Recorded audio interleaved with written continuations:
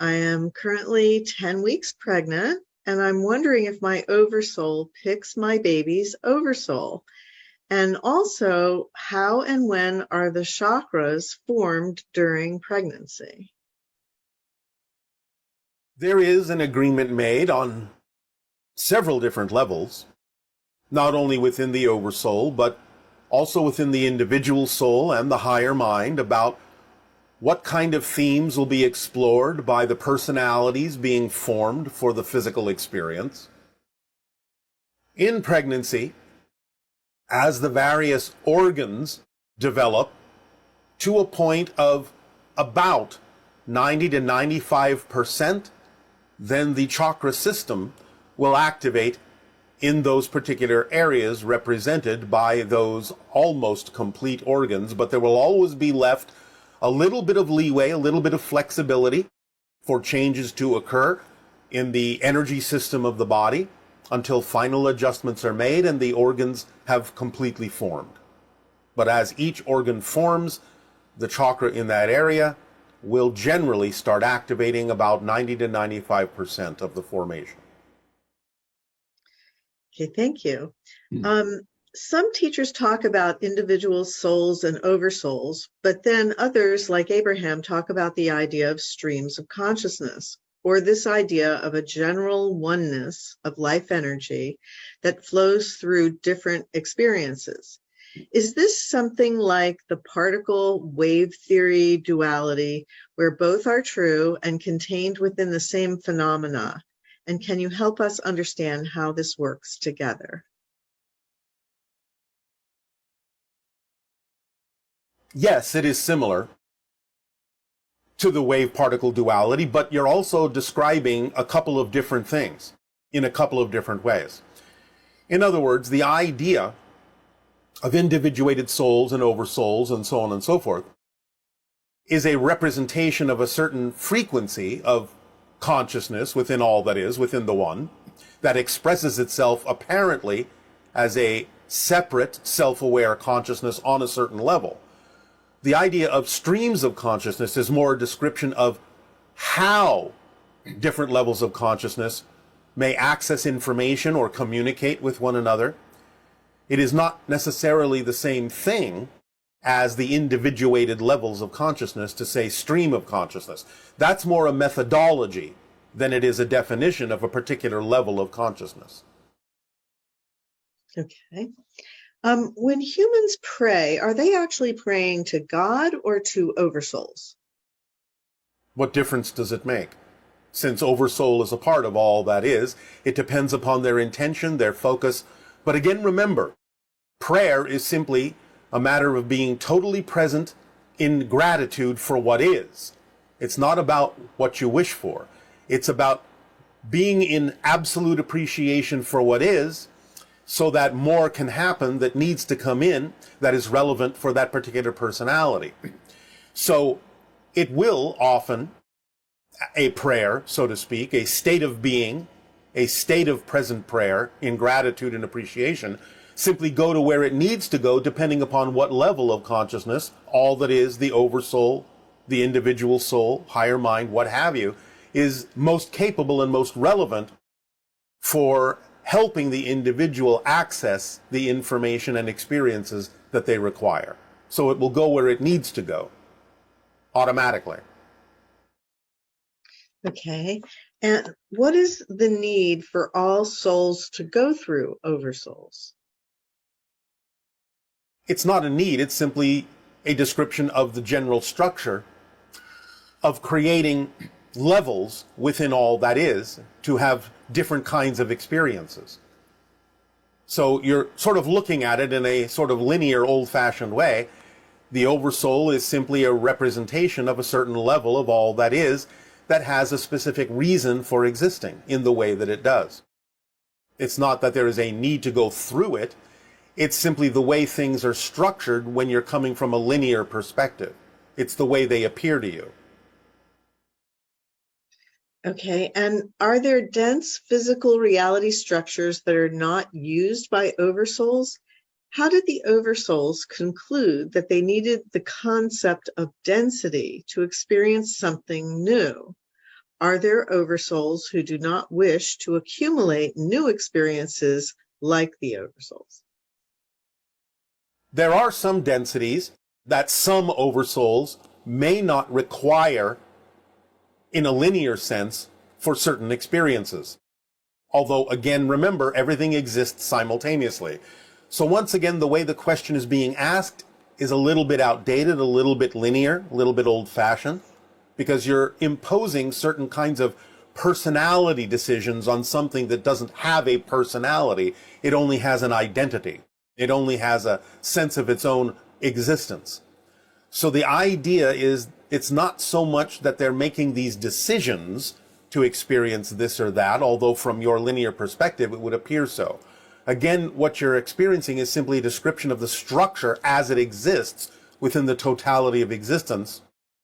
And different oversouls, based on the themes of the oversouls, the reason that that oversoul is differentiated from any other oversoul, will simply automatically determine what realities and densities they connect to as part of who they are, what they are, as the theme they represent. It's simply an automatic thing.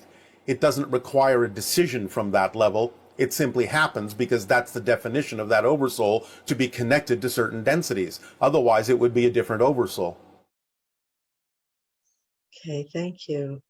Yes. In regard to oversouls, do they choose our themes for us, or does each branch of the oversoul choose its own theme? For instance, sometimes I feel like I am messing up my role as a parent and my children suffer for my parenting mistakes.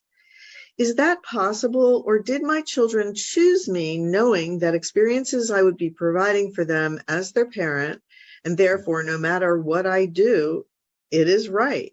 Can you change themes here on earth once they're chosen, and how? Just because parents and children choose each other doesn't mean you can't make mistakes.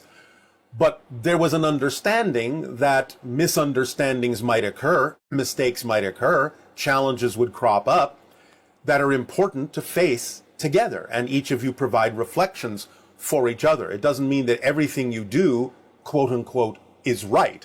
It can be out of alignment. Therefore, the choice that was made to be together is for the purpose of getting the reflections from one another to self-correct, to course correct, to go back into alignment.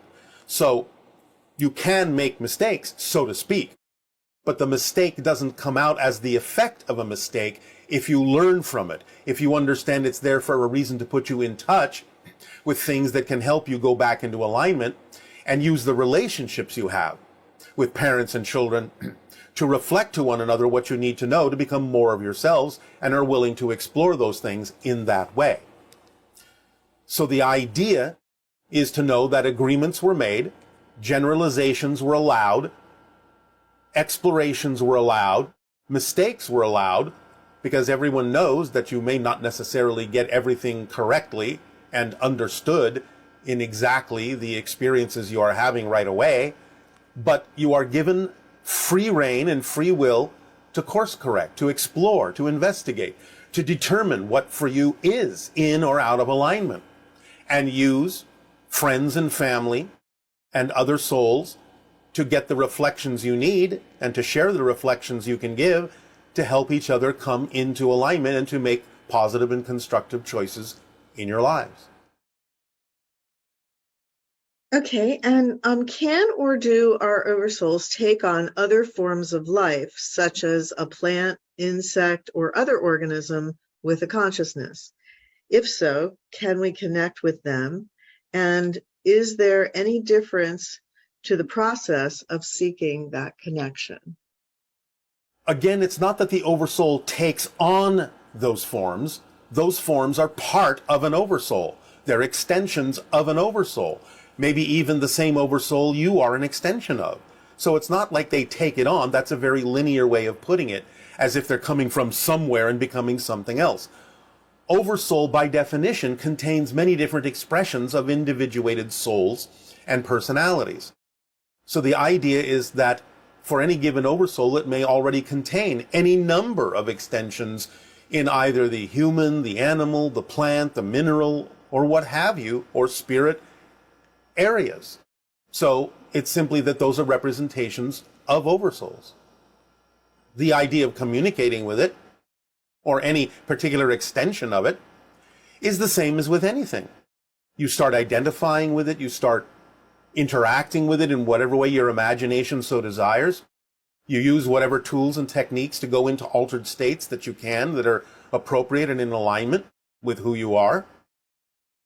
And give yourself the opportunity to expand your minds and expand your consciousness in a way that may bring to you inspirations for how to connect to these things, how to communicate to different aspects of an oversoul that may be presenting itself in different forms at the same time it's presenting itself as you. Okay, and are there branches to our oversoul? For example, is there a branch that has multiple direct connections to Earth, manifested as different consciousnesses, and another branch in another galaxy or a different dimension? Or do they all stem out directly from one oversoul and are equally connected? Again, it depends on what level you're talking about. Yes, oversouls can branch out into many different places, other galaxies, other dimensions, so on and so forth. But remember that there are oversouls of oversouls too. So it depends on what level of oversoul you're talking about as to how many branches you could say are directly connected to a single oversoul, or perhaps, if you wish, how many branches are germane for a sub-oversoul or a different sub-oversoul that may have a definitive theme that doesn't require all of the branches that a larger, higher oversoul may also extend from itself.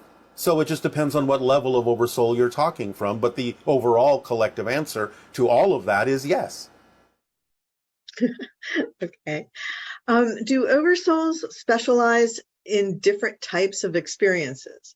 For example, are there oversouls for animals, another for plants, crystals, higher dimensional beings, and other galaxies, or oversouls for angels? Yes. Because again, it depends on the definition of a particular oversoul or sub-oversoul or whatever you want to call it that has its particular theme of existence, and therefore that theme will determine what the oversoul extends itself as. So yes, you can have groups of animal oversouls, you can have groups of plant oversouls, you can have oversouls that contain both plants, animals, and humans. You have to understand in this holographic structure, it can be anything and everything, basically, that you can imagine can exist as a differentiation of a different kind of oversoul.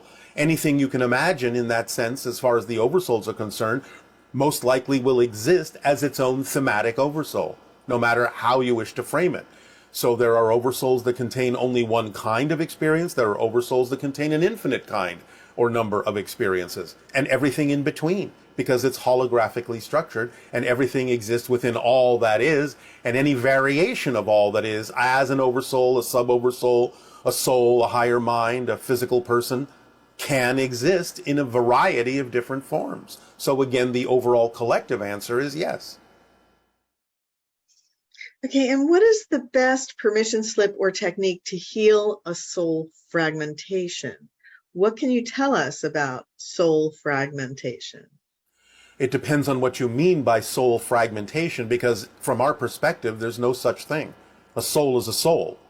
You may feel fragmented as a physical personality and assume that the fragmentation is happening in your soul, if that's what you mean by fragmentation. But from our perspective, in a sense, the way to deal with soul fragmentation is to understand that it doesn't really exist in the way that we understand you may be expressing it. Okay. What technique or permission slip can we use to be able to see the energy, like auras and all the energy around us? Is it a belief we hold that we cannot see it, or does it have to do with frequency? Well, again, what's the difference between those things? Because every belief you have is a particular frequency. And if you have a belief that it's not something you can see or need to see right now, which can be the case, then of course that belief is operating on a certain frequency that doesn't necessarily allow you as a physical human to perceive auras. But that doesn't mean something's wrong just because you can't see them. Again, it's a matter of whether you need to see them, whether it's relevant for you to see them. But again, in the most general answer, by, again, following the formula, acting on your passion. Anything that is relevant for you to start experiencing in your life will happen in perfect timing. So again, that might be the easiest way. Just follow your passion, live your life, and let the things come in. Let the experiences happen automatically and unfold automatically that are relevant for you to experience as you keep ascending, as you keep raising your vibration. These kinds of things may become natural for most people because you're extending your senses and making them capable of extending into more rarefied dimensions, more rarefied frequencies, at which point you may start perceiving things you couldn't perceive before. But again, it depends upon its relevancy for you in this particular thematic life. Some people will see auras, some people don't need to. In a book I read about past life regression, it explained that if a personality or spirit, not the oversoul or soul, needed to have a certain experience in life mastered, the spirit must come back to physical reality with no choice in the matter. Is this true? And does the oversoul choose all our experiences, or are there ones that we must complete? Again, it's not that the oversoul chooses the experience in the classical sense that you mean that. There is relevance to certain things happening within a certain definition of an oversoul. And that means that the souls in that oversoul are relevant to that oversoul, and that the higher minds relevant to those souls also have certain things that are relevant to the definition of those souls and oversouls. And the personalities will have certain themes that are relevant to that particular oversoul's theme. So it's not that the oversoul chooses it, it's just an extension of what the oversoul is that extends into what the soul is and what the higher mind is for that particular personality, and what that personality is because of what the oversoul is as its ultimate definition, as its primal core definition. So the idea is that if you have decided on some level to experience certain themes, certain experiences, then you may, if you don't experience it in one sense, in one incarnation, you may create the experience of a continuing incarnation to finish out something that you agreed to explore, that you chose to explore from perhaps a spirit level.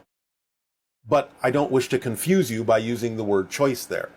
Yes, there are choices, but also the choices that you have available to you are relevant to the theme that you are connected to, the reason you are who you are, what you are.